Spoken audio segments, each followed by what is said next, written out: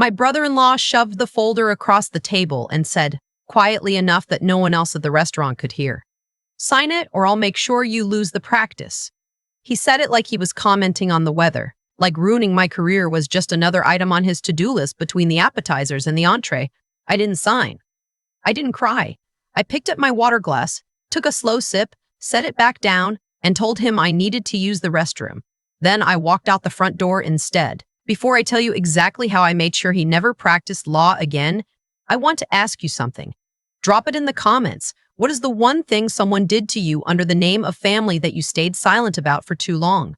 I read every single one. I drove home with my hands steady on the wheel. That surprised me. My name is Iris. I'm 31 years old and I'm a licensed CPA with a forensic accounting specialty. I spent the last 6 years digging through numbers that other people hoped no one would ever look at. I find the discrepancies. I follow the money. It's not glamorous work, but it means I have a very specific skill set for moments, exactly like this one. My sister Vanessa married Dale 8 years ago. At the wedding, I thought he was charming in that slightly too smooth way that makes you think of a car salesman who's very good at his job. I smiled through the ceremony. I gave them a beautiful gift. I told myself I was being uncharitable. I was not being uncharitable. For the first 2 years, things were fine on the surface. Dale was a partner-track attorney at a mid-sized firm downtown. Vanessa had her own small event planning business. They bought a house in a neighborhood where the lawns are maintained, like they're auditioning for something. I visited for holidays. I brought wine. I watched Dale talk over Vanessa at dinner and convinced myself it was just his personality. Then my father got sick. Dad was diagnosed with early-stage Parkinson's 3 years ago. He's not incapacitated. He still drives short distances. He still does the crossword every morning. But it changed things. It changed the way the family circled around decisions, around money, around who was going to be in charge of what. And Dale, who had always kept one eye on the scoreboard, suddenly became very attentive, very helpful, very present. At family dinners, he used to find excuses to skip. I noticed. I didn't say anything yet. I just noticed. My parents had built a modest estate over 40 years. A house paid off, a rental property in another state, a brokerage account. Not wealthy by any dramatic standard, but solid, careful, the result of 2 people who worked hard and never spent more than they earned. When Dad got his diagnosis, he and Mom sat down with an estate attorney and updated their documents. They named Vanessa and me as co-executors. They set up a family trust. What they did not do, because they trusted their son-in-law, the attorney, was have an independent lawyer review anything Dale touched. That was the opening he needed. About 18 months ago, Dad mentioned offhand that Dale had been helping him with some paperwork. Simplifying things, Dad said, making it easier to manage. I asked what kind of paperwork. Dad got a little vague in the way he does when he doesn't want to admit he doesn't fully understand something. He said Dale had him sign some updated authorization forms, power of attorney maybe, or something like it. He wasn't sure exactly. I felt something cold move through my chest, but I told myself I was overreacting.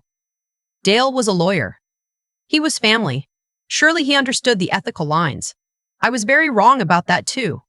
I started paying attention differently after that conversation. I offered to help Mom with the household bills, just to take something off her plate.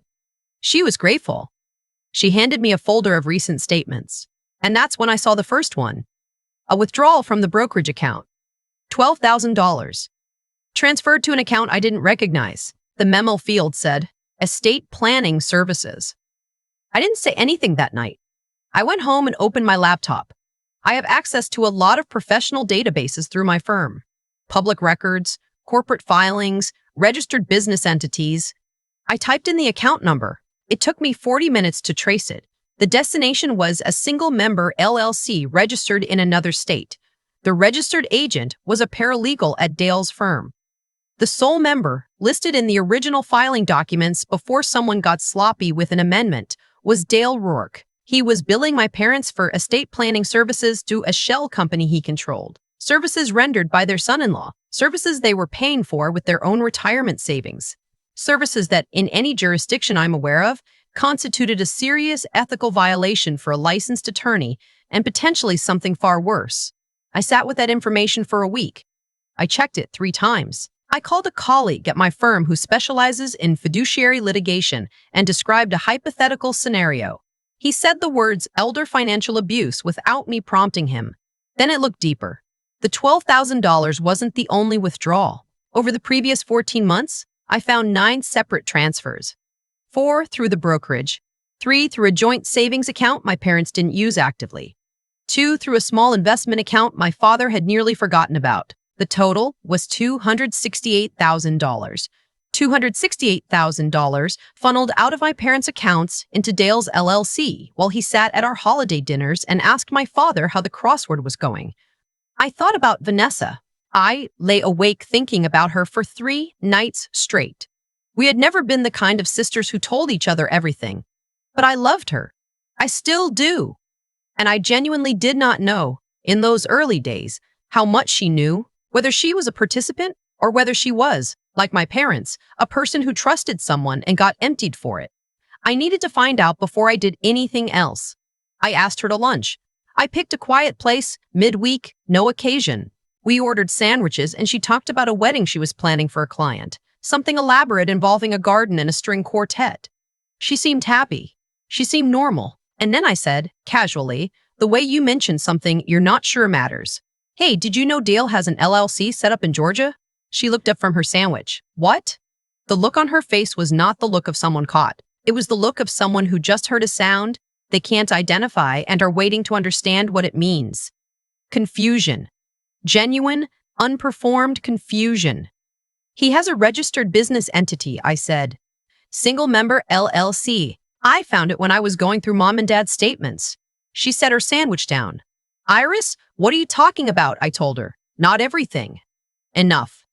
I watched her face move through about 6 different expressions in 30 seconds. At the end of it, she was very still and very pale. He told me the transfers were an accounting thing, she said slowly. Tax strategy. He said Dad had agreed to move some assets around before the end of the fiscal year. Did you see the documents? He handles all of that. He said it would be easier since he's the attorney in the family. I reached across the table and put my hand over hers. I need you to not say anything to him yet. Can you do that for me? Just for a little while? She nodded. She was already somewhere else in her head, going back through conversations, looking at things from new angles. That was a Thursday. By Friday afternoon, Dale had texted me asking if we could have dinner. Just the 2 of us. He said he wanted to talk about some estate planning questions before the end of the year. He knew. Somehow he knew I'd been looking. Maybe Vanessa said something without meaning to. Maybe he had some alert on the accounts. Either way, he knew, and he moved fast. I said yes to dinner. Of course I said yes. We met at a steakhouse, the kind of place with low lighting and booths designed for private conversations. He was already there when I arrived, jacket on, tie loosened just enough to seem relaxed. He ordered a scotch. I ordered water. He talked for about 10 minutes about nothing, the kind of small talk that's really reconnaissance, and then he slid the folder across the table. Inside were 2 documents. The first was a retroactive consulting agreement, backdated 14 months, listing me as a co-signer who had allegedly authorized Dale's firm to provide services to my parents' trust. My name was on it. My signature was on it, except I had never signed it. The second document was a transfer authorization dated 2 days prior, directing the remaining balance in my parents' brokerage account, just under $90,000, to the same LLC. It also had a line for my signature as co-executor. Sign it or I'll make sure you lose the practice, he said. Calm. Pleasant. Like he was certain I had no options. What he didn't know, because he had underestimated me from the moment Vanessa introduced us at that wedding, was that I'd already spent a week building the case. I walked out of the restaurant, drove home, sat down at my kitchen table, and made 2 calls. The first was to my colleague in fiduciary litigation. I told him I was done with hypotheticals. He said he'd been waiting for that call. The second was to the State Bar's ethics hotline. I reported a licensed attorney for elder financial abuse, fraudulent document preparation, and forging a co-executor's signature on fiduciary authorization forms. I told them there was an imminent transfer pending, that assets were about to move, and that I had 14 months of documentation. Then I emailed everything I had, every transaction record, every corporate filing, the original LLC registration with Dale's name before the amendment, a side-by-side comparison of the signature on the backdated consulting agreement versus my actual signature from documents I had genuinely signed, a forensic accountant's summary I had prepared myself, because that happens to be my job. I didn't sleep much that night, not from anxiety, from the particular alertness of someone who has been sitting on information for too long and finally let it go. Monday morning, Dale walked into his firm's offices at 8:15. I know this because Vanessa texted me. She had gone back through 2 years of financial records over the weekend. She found things I hadn't even gotten to yet. She texted me at 6 in the morning. I found the rental property documents. He refinanced it without telling Mom and Dad. There's a second mortgage. The state bar investigator made contact with Dale's firm that same Monday. They suspended his client access privileges pending investigation. His managing partner called him into a meeting at 10. By noon, Dale had been placed on administrative leave. By Tuesday, a county financial crimes detective had contacted me for a formal statement. But Dale wasn't done. People like Dale are never done until the door actually closes on them. He called Vanessa that Tuesday night. I know what he said because she was at my apartment when it happened and she put it on speaker. He told her I was trying to destroy their marriage. He told her I had always been jealous of what she had, of him, of their life. He told her the documents were legitimate, that everything was above board, that the bar complaint was a misunderstanding that his colleagues would sort out. He told her if she supported me in this, she would lose everything, the house, the life they built. He told her she had to choose. Vanessa looked at me across my kitchen table while he talked. When he finished, she said, "I've already chosen, Dale." And she ended the call. She's been staying with me since Wednesday of that week. She brought a duffel bag and her laptop. She's been going through every document in their shared filing system, cataloging everything, sending copies to the detective and to the bar investigator. She has not cried in front of me once. I think she's saving that for later. The bar investigation moved faster than I expected. Probably because the evidence was organized and the dollar amounts were significant, and because the forgery gave them something concrete and unambiguous to anchor everything else to. You can argue about what constitutes a consulting fee. You cannot argue about a forged signature on a fiduciary document. 3 weeks after I walked out of that steakhouse, Dale's license to practice law was suspended pending a full disciplinary hearing. The financial crimes detective filed charges, elder financial abuse, forgery, fraud by a fiduciary. The DA's office picked it up the following week and added wire fraud for the interstate transfers. The $90,000 transfer never went through. The account was frozen before it processed. My parents sat down with a legitimate estate attorney, one I found for them, one with no connection to anyone in our family. We went through everything. Some of it can be recovered through civil action, which is already in process. Some of it, the fees that vanished into the LLC before I started tracking it, will take longer. But the rental property is back in their names. The second mortgage Dale took out without authorization is being contested. Their documents are clean. My father asked me, a few weeks after everything came out, how I found it. I told him I was just doing what I always do, looking at the numbers. He was quiet for a minute. Then he said, "I should have asked you sooner." I told him there's no should.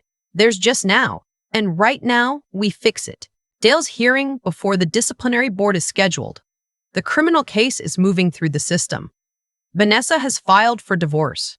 She's doing it with the same thoroughness she brings to planning other people's events, which is to say, completely and without leaving anything unresolved. The night after the charges were formally filed, I sat in my apartment with a cup of tea that went cold while I wasn't paying attention, and I thought about the version of me that almost said nothing.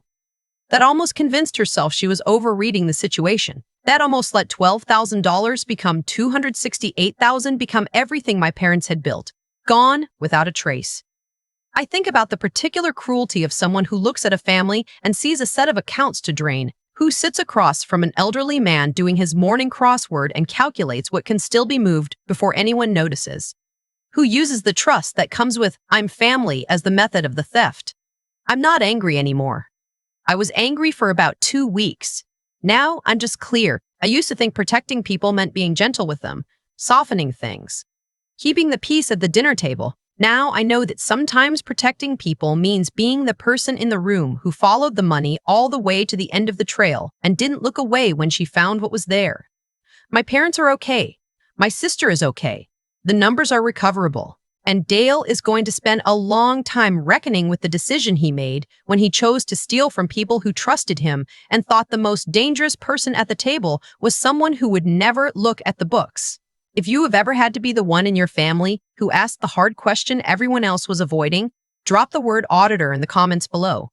Share this if you believe that protecting the people you love sometimes means being willing to burn down the comfortable lie. People ask me sometimes if I feel guilty. If turning in someone who sat at my family's Thanksgiving table, who clinked glasses with my father and said to family like he meant it, if that cost me something I can't get back. Honestly, no. And I think the fact that it doesn't is the thing worth examining. I spent a long time being the kind of person who smoothed things over, who told herself she was misreading situations, who confused keeping the peace with actually being at peace. There's a version of me that sits across from Dale at that steakhouse, feels the threat land in her chest, and signs the documents because the alternative feels too large, too loud, too disruptive. That version of me goes home and tells herself it was the mature choice, the gracious one, the one that kept the family intact. But the family was never intact. That's the thing I had to reckon with. The warmth I was protecting was theater. The stability I thought I was preserving had already been hollowed out from the inside while I was busy being polite about it. Dale made a calculation. He looked at a family that trusted him, and he decided that trust was an asset he could liquidate. He was meticulous about it. 14 months, 9 separate transfers, a shell company cleaned up just enough to look legitimate at a glance. He was counting on no one looking closely. He was counting on me, specifically, being someone who would rather not know. That's where he miscalculated, because the moment I sat down with those bank statements and saw the first transfer, something shifted, not into rage. I want to be clear about that, because rage would have made me sloppy. It shifted into something colder and more precise. The same thing that happens when I open a set of books for a client and find a number that doesn't belong. A kind of focused stillness. The work begins. What Dale stole wasn't just money. He stole the sense of safety my parents had built over 40 years of careful living. He stole the assumption that the person at your dinner table is at minimum not actively draining your retirement accounts between the salad course and the entree. He stole Vanessa's ability to trust her own perception of her own life, and that's a particular kind of theft that doesn't show up on any ledger. But here's what I've come to understand about people who do what Dale did. They require invisibility to survive. The whole architecture depends on no one looking. The moment someone looks, really looks, follows the numbers, asks the question out loud, the entire structure becomes evidence. His thoroughness, which he probably thought was his protection, became his indictment. Every transaction he recorded so carefully to make himself look legitimate was a timestamp on a crime. Integrity isn't dramatic. It doesn't announce itself. It's just the habit of being the same person whether or not someone is watching. Dale had none of it, and the absence of it, compounded over 14 months, became a case file. I think about my father asking how I found it. I think about him saying he should have asked sooner. There's no blame in that. People trust the people they love. That's not a flaw, it's what makes us human. The flaw is in the person who weaponizes that trust and calls it family. What I know now is this: speaking up when something is wrong isn't a betrayal of the people you love. Sometimes it's the only way to actually protect them. The comfortable silence isn't kindness. It's just slower damage. Vanessa is rebuilding. My parents are okay. The numbers are moving back in the right direction. And I wake up every morning without the weight of something I chose not to say. That, more than anything, is what I was fighting for.